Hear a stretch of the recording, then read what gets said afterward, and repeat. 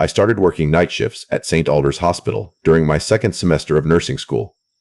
It wasn't the kind of place anyone really wanted to work in long term. The hospital was old, underfunded, and always felt dim no matter how many lights were on. Half the building had been renovated, while the other half still looked like it belonged in the early 90s. The walls had this faded yellow color that made every hallway feel sick somehow. But they paid students better than most places nearby, and I needed the money badly enough not to care. Most of my shifts were quiet, boring, honestly. I mostly handled basic overnight patient checks, medication logs, helping the actual nurses when they got overwhelmed, and answering call buttons whenever patients needed water or assistance getting to the bathroom. The overnight staff was small, usually just enough people to keep the floors functioning until morning. Around my third week there, I got assigned to the West Wing on the 4th floor. Nobody liked that floor. Not because anything openly creepy happened there, at least not at first, but because it felt abandoned compared to the rest of the hospital. The West Wing had technically reopened after renovations, but only half the rooms were actually being used. The other rooms stayed dark most nights with plastic sheets still covering equipment and unopened supply boxes lining parts of the hallway.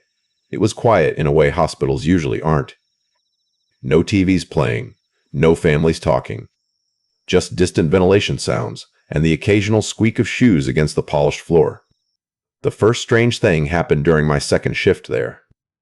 At around 2:14 a.m., the call button panel behind the nurse station lit up red, 42. I looked over at Carla, one of the older nurses working with me that night. Did they finally admit someone there? I asked. She frowned at the board. No. The light kept blinking. Patients hit those buttons all the time accidentally, so I didn't think much about it. I grabbed a cup of water automatically out of habit and walked down the hall toward 42. The hallway lights seemed dimmer near the end of the corridor. I remember noticing how cold it suddenly felt there too. 42 sat at the very corner beside an emergency exit door. Unlike the occupied rooms, its window blinds were shut completely. I knocked lightly. Hello? No response. The call light above the door was still glowing red. I pushed the door open. The room was empty. Not empty, like no patient inside. Completely empty. No bedsheets. No machines running. Nothing. The room smelled strange, though. Sharp antiseptic mixed with something damp underneath it. Like wet hair. I stepped inside anyway, mostly confused about why the call system was active. That's when I noticed the bathroom light was on. I froze for a second. I was positive the room had looked dark from outside. Hello? Still nothing. I walked toward the bathroom slowly and pushed the door open. Nobody. Just an empty sink and a flickering fluorescent light buzzing overhead. I turned the bathroom light off and went back to the nurse station. Carla looked up immediately. You reset it? Yeah. Empty room. She stared at me for a second too long. Was the bathroom light on? I remember laughing a little.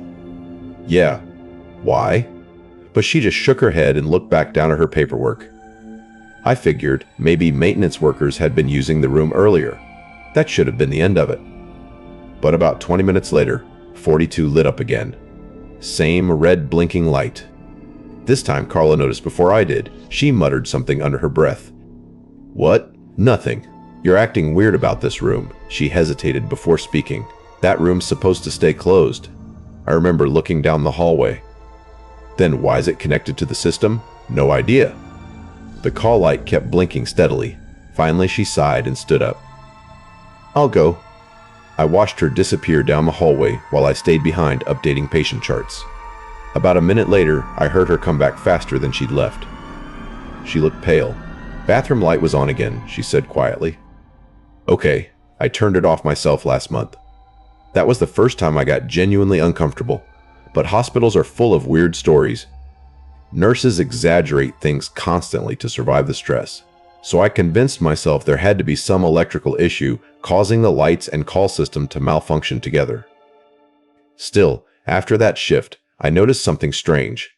Nobody ever walked near 42 unless they absolutely had to. Staff took longer routes around that corner. Housekeeping cleaned every room except that one. Even security patrols skipped that end of the hallway most nights, but nobody explained why. A few nights later, I finally asked one of the janitors about it. His name was Arthur. Older guy, probably late 60s. Worked there forever.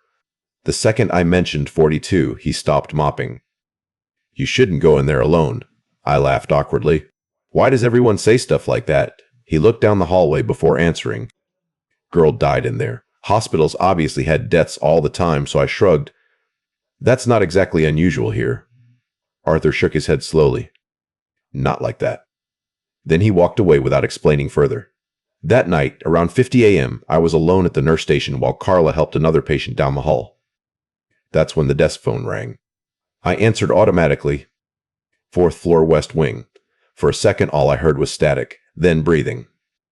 Very faint. I thought maybe someone accidentally called from a patient room. Hello? More breathing. Wet sounding somehow. Then a woman's voice whispered, "Please." The line cut dead. I checked the caller ID. 40W. I remember staring at the screen for several seconds. Not scared exactly, more confused than anything. Then the call button lit up again. 42. At that point, I should have called security, or at least gotten Carla. Instead, I went back. That's the thing about working hospitals long enough.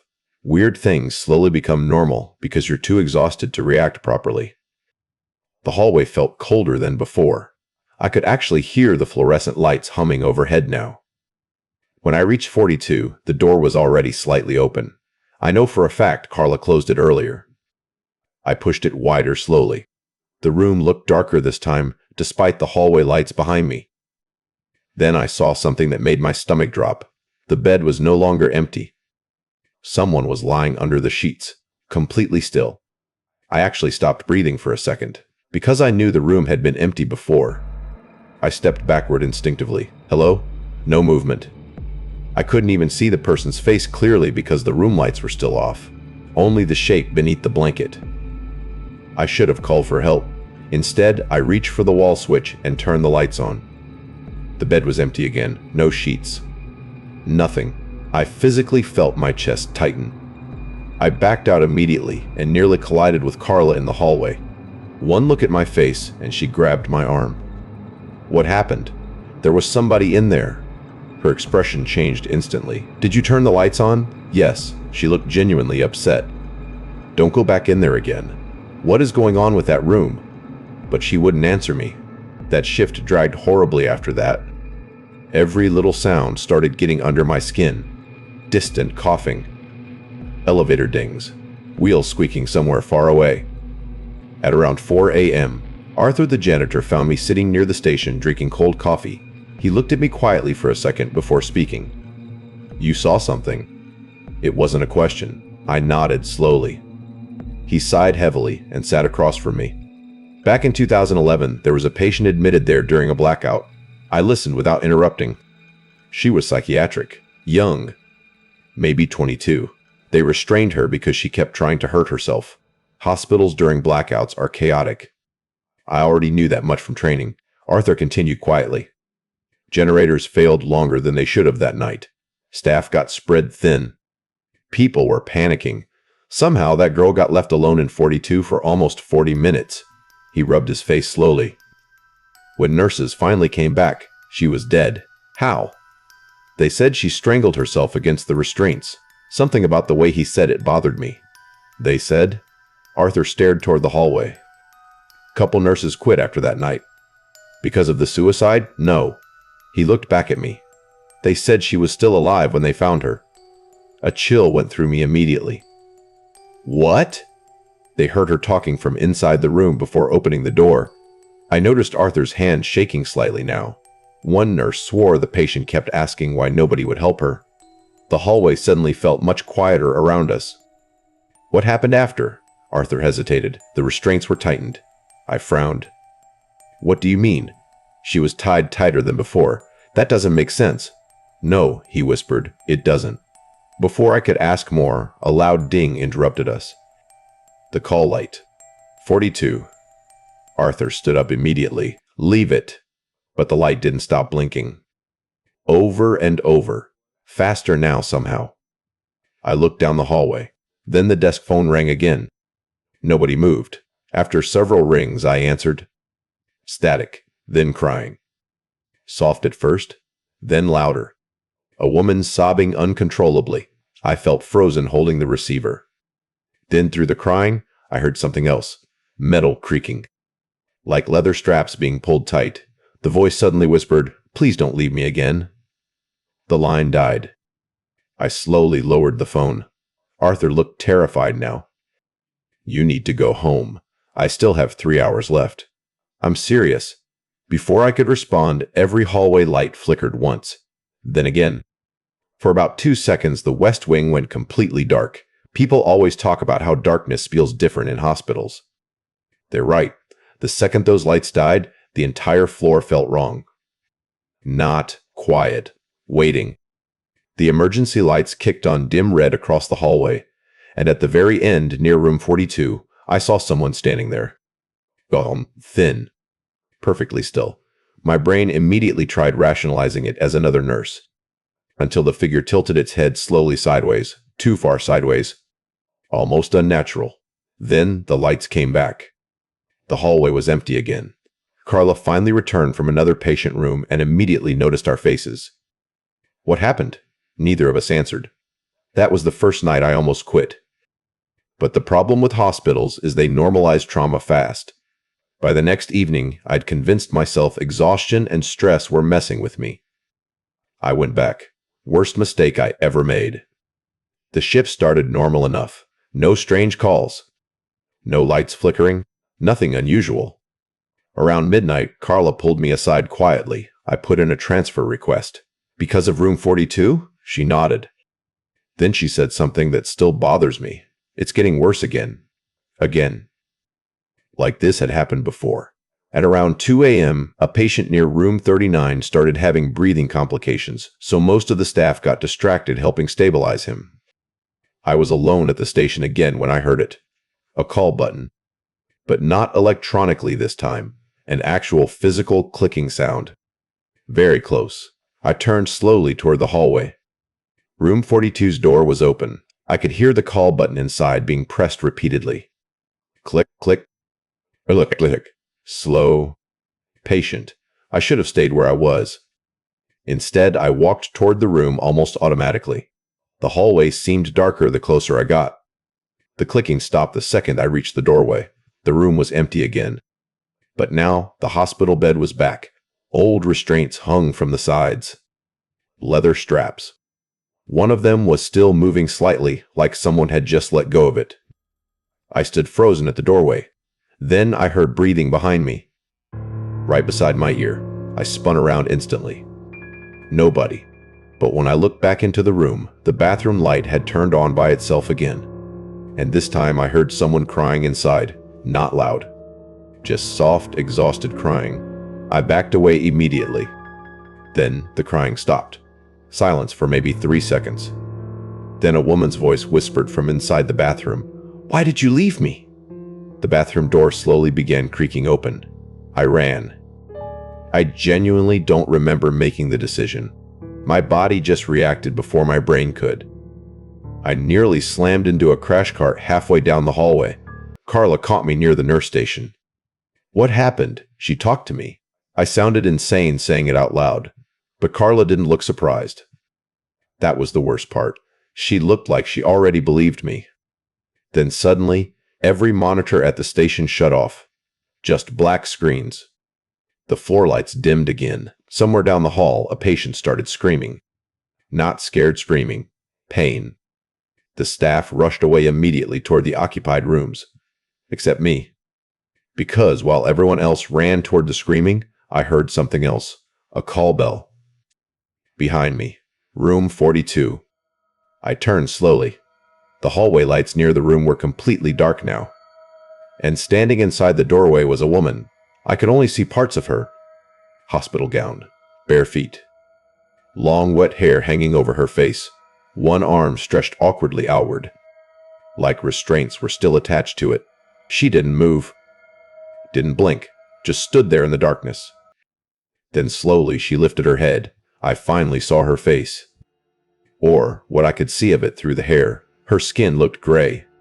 eyes swollen dark underneath like she hadn't slept in years, and around her neck, deep purple bruising. My entire body locked up. Then she opened her mouth slightly and whispered, "You left me here." The hallway lights exploded, literally burst overhead with popping sounds. Everything went black. People were shouting somewhere nearby. Alarms started going off. I remember backing away blindly in the dark. Then suddenly, cold fingers grabbed my wrist. Not imagined, not psychological. I physically felt them, tight, wet. I screamed and pulled away hard enough to fall backward against the wall. Emergency lights finally activated again. The hallway was empty, but there were red marks around my wrist, finger-shaped. The hospital evacuated part of the floor after the electrical failure. Maintenance blamed old wiring. Nobody mentioned room 42 openly afterward. But the next morning before leaving, I went to the records office downstairs. I don't know why. Maybe I needed proof I wasn't losing my mind. After almost an hour searching archived files, I found her. Patient Melissa Crane. Age 22. Admitted during psychiatric crisis following a suicide attempt. Time of death 2017 a.m. Cause: asphyxiation during restraint complications. Then I found something else attached to the report. A handwritten statement from one of the nurses who resigned afterward. Most of it had been blacked out, except one sentence. She kept saying somebody was still inside the bathroom. I stopped reading after that. I quit St. Alders 2 days later. Never went back. But about 6 months after leaving, I got curious and searched the hospital online. St. Alders permanently closed shortly after due to funding issues. The West Wing got demolished first. And for a while, I convinced myself that meant everything connected to 42 was finally gone. Then last year I ran into Arthur completely by accident at a grocery store. He looked older, tired. We talked awkwardly for a few minutes before I finally asked him what happened to the building. His expression changed immediately. The demolition crew refused to finish that floor. I felt cold again hearing it. Why? Arthur stared at me silently for a second.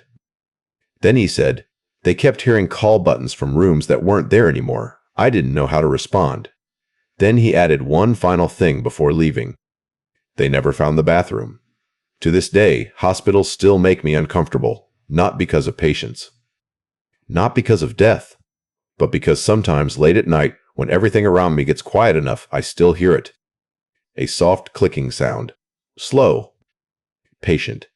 Like someone pressing a call button over and over in the dark. Now moving into the next story. This one was sent to me by someone who used to work overnight at a regional hospital in northern Pennsylvania. He said he debated for a long time whether to share this experience because even now, years later, he still has nightmares about that night. He told me this happened during a winter shift in 2019, and according to him, there are still people at that hospital who refuse to talk about Recovery Room 6. I worked as an overnight medical interpreter for about 4 years. Most people don't even realize hospitals hire interpreters overnight, but larger emergency departments keep at least one available because you never know what kind of patient is going to come through the doors. Most of the job was honestly boring. A lot of translation work for confused elderly patients, intoxicated people, tourists, or family members who barely spoke English. I mostly stayed near the ER desk, waiting for nurses to page me whenever I was needed. The hospital itself was huge. 4 floors, old building, constantly understaffed overnight. The kind of place where every hallway looked identical after midnight. I got used to weird situations pretty fast there. Drug overdoses. Violent patients. People dying unexpectedly. After a while, your brain starts treating all of it like background noise. But there was one night I never got over. It started around 4:30 in the morning during a snowstorm. The ER had been unusually quiet because most people stayed off the roads during bad weather. I was sitting near admissions drinking terrible vending machine coffee when one of the trauma nurses rushed over asking if I spoke Romanian. I told her no. Then she asked about Hungarian. Still no. She looked frustrated. "We need somebody downstairs now. Guy keeps waking up during surgery and nobody understands what he's saying." At first I thought she was exaggerating. Patients waking during surgery obviously happens sometimes, but usually they're confused or incoherent afterward. Nothing unusual. Still, I followed her down toward the surgical recovery wing. On the way there, she filled me in quickly. An unidentified male had supposedly been pulled from a highway crash about 40 minutes earlier. Severe facial trauma, broken ribs, hypothermia, massive blood loss. No ID found. No vehicle plate. Nothing.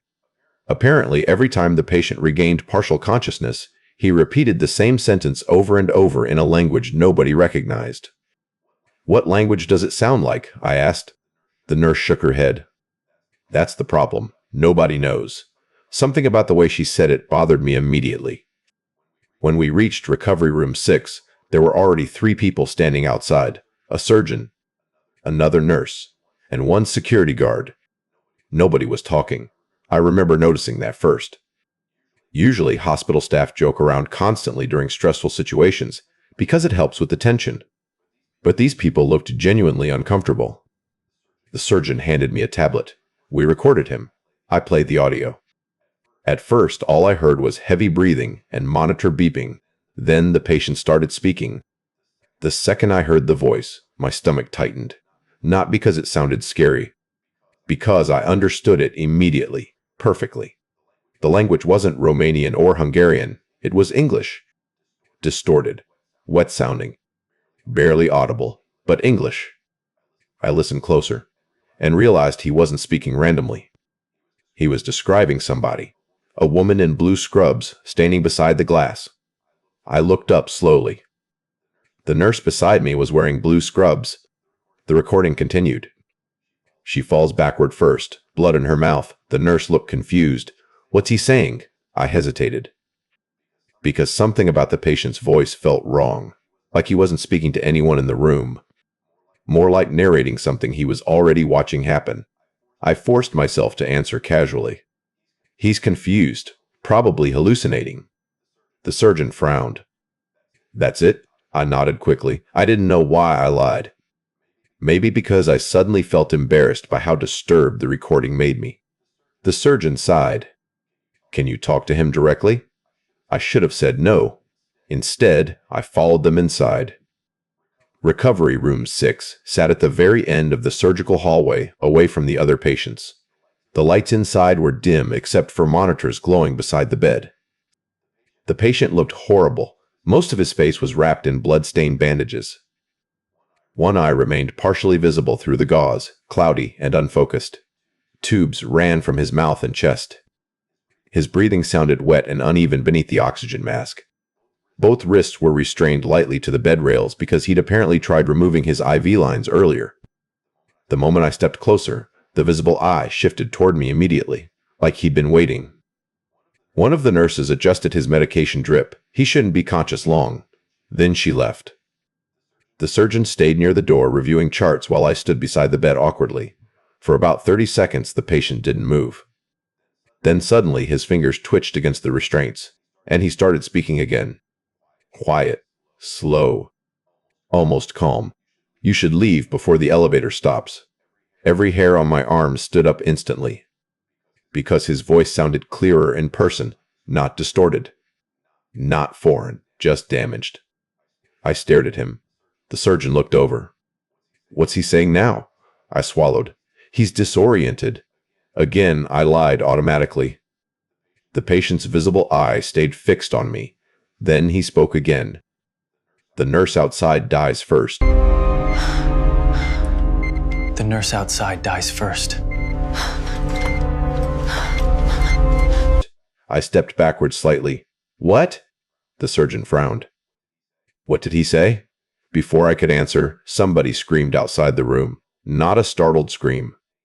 Pain. The surgeon immediately rushed out. I followed him into the hallway. One of the nurses had slipped near the elevators. She'd fallen hard against the corner of a supply cart. Blood covered her mouth. For a second, I literally couldn't breathe, because it matched exactly what the patient described on the recording. The same nurse in blue scrubs, the same blood. Everyone rushed toward her while another nurse called for assistance. Meanwhile, I slowly turned back toward recovery room 6. The patient was staring directly at me through the doorway, even from across the hall. Like he already knew. That should have been the moment I walked out of the hospital and never came back. Instead, I convinced myself it was coincidence. Hospitals are chaotic places. Accidents happen constantly. Still, after that, I stopped translating everything he said out loud. Because the more he spoke, the worse it got. Over the next hour, he described things that hadn't happened yet. A respiratory therapist collapsing near ICU stairs, a security guard breaking his wrist during an altercation downstairs, a patient coding unexpectedly during transfer. Every single thing happened before sunrise. Not exactly word for word, but close enough that it became impossible to ignore. And each time it happened, the patient would wake briefly afterward and continue speaking, like he was reading events from somewhere ahead of us. By around 30:45 a.m., rumors started spreading among the overnight staff. People avoided recovery room 6 entirely. Some nurses refused assignments near that hallway. One janitor literally crossed himself while walking past the door. I stayed because part of me needed to understand what was happening. That curiosity is probably what almost got me killed. Around 4 a.m., the storm outside got worse. Snow hammered the windows hard enough to shake them occasionally. The hospital lights flickered several times from the weather. During one of those brief blackouts, the patient woke again. This time violently. His restraints tightened as he pulled against them hard enough to make the bed frame shake. Nurses rushed inside immediately. He kept speaking non-stop now. Fatter, panicked. I translated automatically without even meaning to. He says the hallway fills with smoke. One nurse froze. The patient continued. He says somebody locked the stairwell door. The surgeon looked furious now. What kind of sick joke is this? I'm not joking. The patient suddenly turned his head sharply toward me. Then he said something different. Something much longer. The room went completely silent while I listened. Every word felt colder than the last, because now he was talking about me.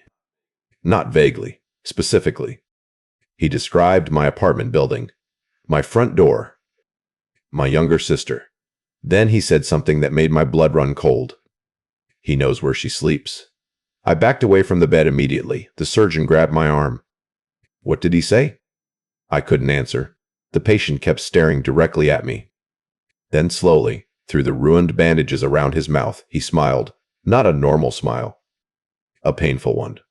Like his face barely remembered how. And suddenly, every monitor in the room flatlined at once. One long, continuous tone. Nurses shoved me aside, trying to stabilize him. The surgeon started shouting orders. But underneath all the chaos, I noticed something horrifying. The patient was still breathing. I could see his chest rising slowly, even while every machine claimed he was dead. One nurse whispered, "What the hell?" Then the emergency lights activated red across the hallway. The power dipped again. For maybe 5 seconds, the entire recovery wing went dark, except for those dim red backup lights. And during that darkness, the patient sat upright. I know how impossible that sounds, but I saw it. Half his body lifting unnaturally against the restraints, while nurses stumbled backward screaming. One restraint snapped completely. The surgeon yelled for security. Then the lights came back. The patient was lying flat again, motionless. Every monitor functioning normally now. The room went dead silent. Nobody spoke. Nobody even moved. Finally, the surgeon looked at me slowly. What did he tell you? I genuinely considered lying again. But something inside me broke at that moment. He said there's going to be a fire. Nobody reacted immediately. Then, somewhere farther down the hall, smoke alarms started screaming. Pure chaos erupted instantly afterward. People running. Doors slamming. Radios going off. Apparently, an electrical fire had started in a storage room near radiology. Not huge, but enough to trigger partial evacuation procedures. And exactly like the patient described, one of the stairwell exits malfunctioned electronically during lockdown. At that point, even the surgeon looked terrified. Nobody wanted to stay near Recovery Room 6 anymore. But before evacuation teams reached our floor, the patient woke one final time. He looked directly at me again, then started speaking quietly. Longer than ever before, every word slow and deliberate. The entire room waited for me to translate. But as I listened, I felt something worse than fear. Recognition. Because he was describing things from my childhood nobody should have known. The apartment where I grew up, the lake where my cousin drowned. A nightmare I used to have repeatedly as a kid. Then finally he said, "You saw me before." I physically stepped backward. The surgeon grabbed my shoulder. "What is he saying?" I couldn't answer. Because suddenly I remembered something. When I was maybe 9 years old, I woke up one night during a thunderstorm and saw a man standing outside my bedroom window. Not moving, not knocking, just staring. I'd convinced myself for years it was a dream. But now the patient was describing that exact night, the exact storm. Even the shirt the man wore. Then the patient whispered one final sentence. And my entire body went numb. "He opens the door himself tonight." The heart monitor flatlined again. This time permanently.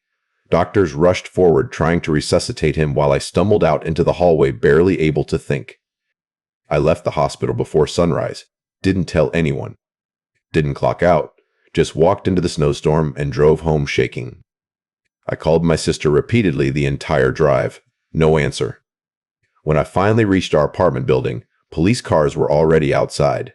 Somebody had broken into the complex during the storm. Wrong apartment. Elderly man on the second floor attacked during a burglary attempt.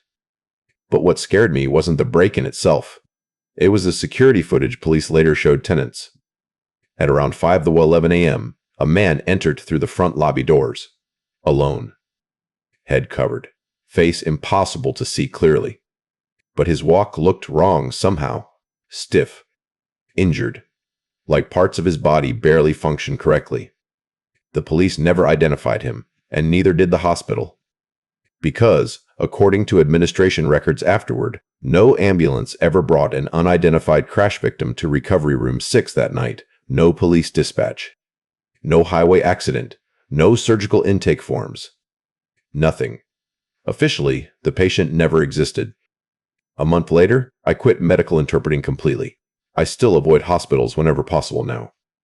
But sometimes, usually during bad storms, I wake up in the middle of the night feeling like somebody's standing outside my bedroom window again, watching, waiting for me to recognize him.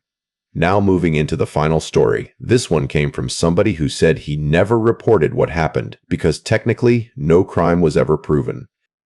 He told me he tried explaining the situation to police multiple times, but after the investigation ended, everyone treated him like he was paranoid or sleep deprived. He said even now he still sleeps with noise machines running because silence reminds him too much of that apartment. And after hearing the full story, I honestly understand why. Back in 2021, I moved into a cheap apartment complex about 20 minutes outside Columbus, Ohio. The place wasn't great, but the rent was low, and I was desperate to get out of my previous living situation after a breakup. The building itself was old. 3 floors. Bad plumbing. Thin walls. But it seemed normal enough during the walkthrough. The landlord mostly rushed me through everything. Looking back, I think he was trying to get the lease signed as quickly as possible. The first couple weeks were fine, then the noises started. At first, it sounded like ordinary apartment sounds. Soft creaking overhead. Pipes knocking. Occasional thumps late at night. The problem was, there wasn't supposed to be anyone living above me. My apartment sat on the 3rd floor. Directly above me was only a narrow maintenance crawl space beneath the roof. I confirmed that myself during move-in because I remembered joking about how creepy it would be if somebody lived up there. The landlord laughed a little too quickly at that joke.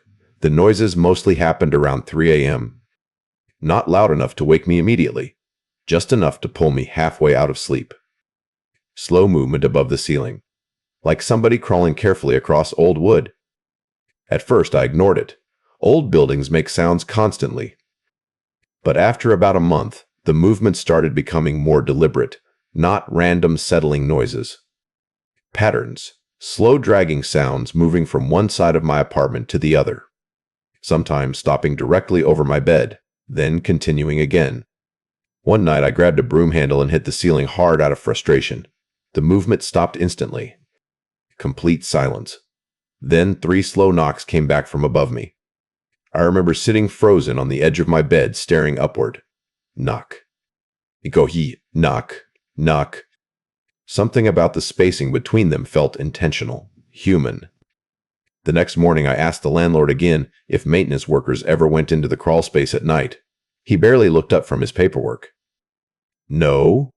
Then somebody's walking around up there. Probably raccoons.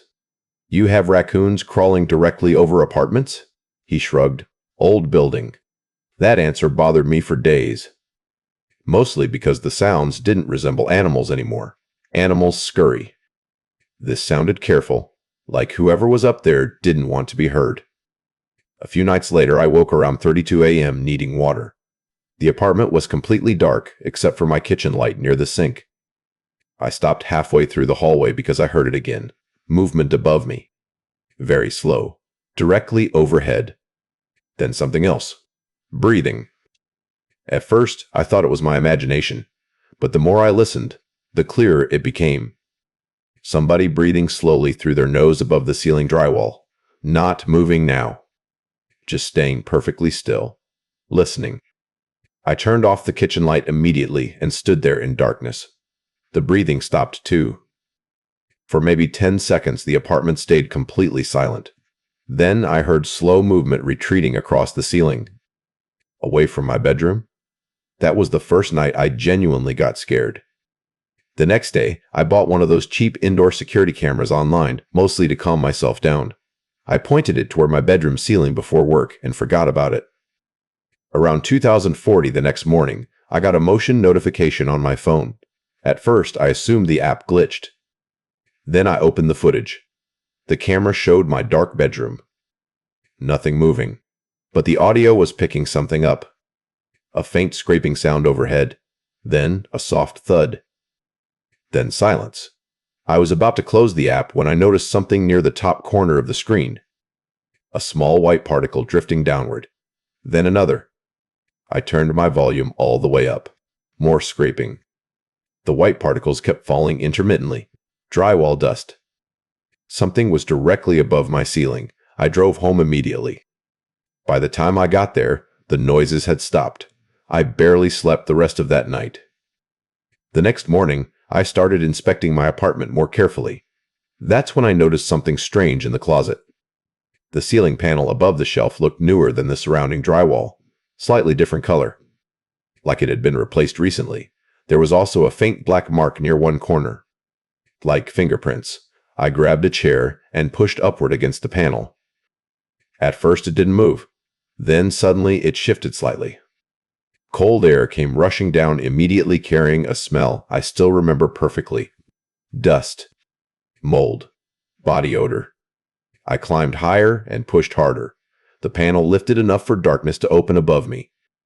A narrow space, maybe 3 feet high, stretched over the apartment ceiling. Insulation. Wood beams. Electrical wiring. And right beside the opening, an empty water bottle. My stomach dropped instantly. I climbed down immediately and just stood there trying to think rationally. Maybe maintenance workers stored stuff up there. Maybe somebody left it accidentally. But deep down I already knew. That night I stayed awake intentionally with a baseball bat beside my couch. Around 2005 a.m., the noises returned. Slow crawling overhead, directly above the living room this time. I muted the TV completely. The crawling stopped too. Then I heard something far worse. A quiet, metallic sound. Like somebody carefully touching the inside of an air vent. I stared toward the hallway. Then heard movement directly above my bedroom again. Slow. Careful. I grabbed the bat and climbed onto the chair beneath the closet panel. The entire apartment felt freezing cold suddenly. I pushed the panel upward slowly. Darkness. At first I saw nothing. Then my flashlight beam caught something farther inside the crawl space. Blankets. Piled against insulation. I climbed up halfway despite every instinct telling me not to. The space barely allowed movement on hands and knees. Dust covered everything. And farther ahead, maybe 20 feet deeper into the darkness, I saw another water bottle. Then food wrappers. Then something hanging from a beam. Photographs. Dozens of them. My chest tightened immediately. I crawled closer. Every photo showed people sleeping inside apartments. Different rooms, Tenants. Some pictures were clearly taken through holes from above ceilings, including photos of me, sleeping in my bed, watching TV, cooking, sitting at my desk. One photo showed me staring upward toward the ceiling like whoever took it had barely moved away in time. I remember feeling physically sick. Then, somewhere deeper in the crawl space, I heard movement. Not rats, not shifting wood. A person crawling, fast, away from me. The sound echoed horribly through the narrow space. Hands and knees slamming against wood beams. I backed out instantly and nearly fell through the closet opening trying to escape. I called police immediately. 2 officers arrived about 20 minutes later. At first, they clearly thought I was overreacting, until they climbed up themselves. Then both of them came down looking disturbed. One officer asked the landlord to unlock access panels to the neighboring units. That's when things got worse. The crawl space stretched above the entire building, and hidden throughout it were small living areas, blankets, food, bottles, flashlights.